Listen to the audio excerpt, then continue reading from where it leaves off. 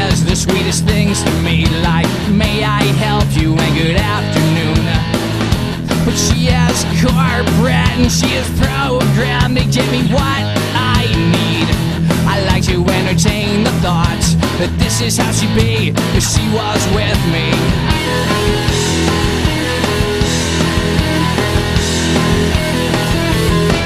I'm in love with a girl in the Rolling Stone. I read her interview and she sounds perfect if it's all the truth. But how am I gonna get to her without stalking her and looking like I'm not right in the head? I'm cutting up the letters for the note that I left that said, I wanna find the perfect girl, one who lives up to my standards.